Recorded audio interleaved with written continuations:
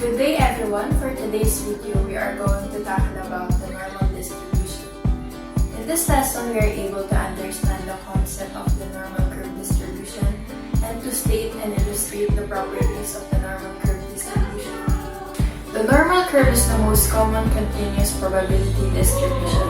When scores are in a set of data or ordered and their frequencies are noted, a pattern emerges. Leonard will show you an example of the data of the students' average scores. These are the students who got their scores.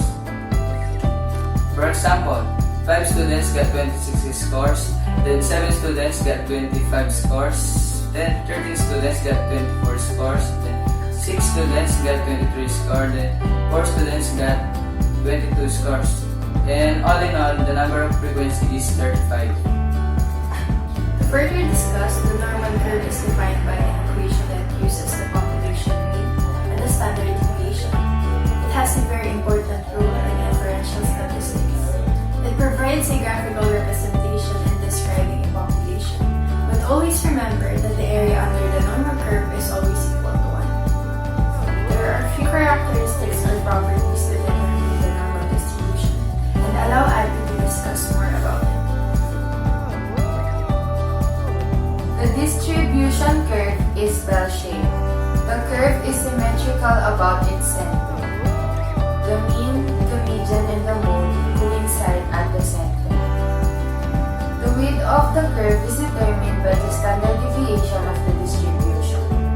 The tails of the axis of the curve flattens out indefinitely along the horizontal axis, approaching the axis but never touching it. That is, the curve is asymptotic to the baseline.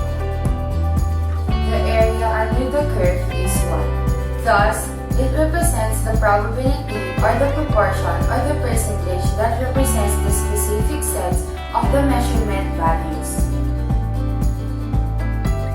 By substituting the mean is equal to 0 and the standard deviation is equal to 1. In the formula, mathematicians are able to find the areas under the normal curve. The area between negative 3 and positive 3 is equal to 100% because the curve almost touches the horizontal line. Thus, there is small fraction of the area at the tails of the distribution. The areas under the curve can be determined by the table of areas under the normal curve, or what we call Z-table. Using the Z-score, we can determine the area of a specific score. Z-score is a measurement of relative standing calculated by subtracting the mean from the measurement of X and dividing it by the standard deviation. The final result will be the Z-score that represents the distance between a given measurement of an X and the mean. Expressed in the standard deviation unit, either the Z-score locates X within the sample or within a population. The z-scores. The areas under the normal curve are given in terms of z-values or scores. Either the z-score locates X within a sample or within a population. The formula for calculating z is equals to X minus population mean over standard deviation, and z is equals to X minus X over sample data. There are 6 z-scores at the baseline of the normal curve, 3 z-scores to the left of the mean, and 3 z-scores to the right of the mean. For any population, the mean and the standard deviation are fixed. Thus, the z formula matches the z values 1-to-1 with the X values. That is, for every X values, there corresponds a Z value, and for each Z value,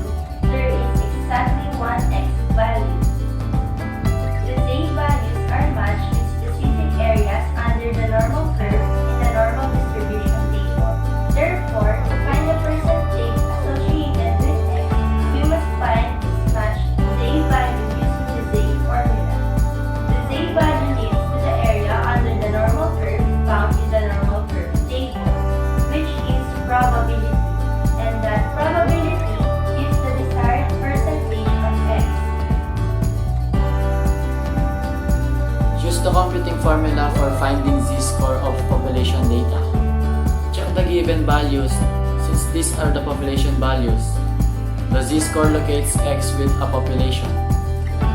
Substitute the given value in the computing formula. Compute the z value. Z is equals to 8 over 4 equals 2. Thus, the z value corresponds to the raw score is 52 in a population distribution. The conversion from raw score to z-score is shown graphically.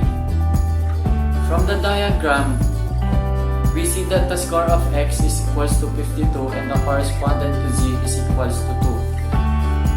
It is above the mean, so we can say that with respect to the mean, the score of 44 is above average. The 4 steps process in finding the area under the normal curve given is the value. Step 1. Express the given 2 value into 3-digit form. Step 2. Using the Z table, find the first 2 digits on the left column. Step 3. Match the third digit with the appropriate column on the right. Step 4. Read the area at the intersection of the row and the column. This is the required area. So, that's the end of our discussion. Let's have some exercises. Find the z-score. If Miranda's score is 93 and the class average is 87 and the standard deviation is 5, what is Miranda's score? To solve this problem, we need the formula which is z is equals to x minus population mean over standard deviation. So, z is equals to 93 minus 87, which 93 is the score and 87 is the population mean. And 5 is the standard deviation. 93 minus 87 is equal to 6. And 6 divided by 5 is equals to 1.2. So 1.2 is our z-score. So let's find now the area since we have the z-score 1.2 with our z-table. So we have here the z-table. We can locate the area with our finger by locating them where will they intersect. Like this. So, the area is 0.3849. That's how simple is it. That's it for some sort of our discussion. We hope that you've learned how to locate area and how to solve the z-score and what is the normal curve distribution. Thank you.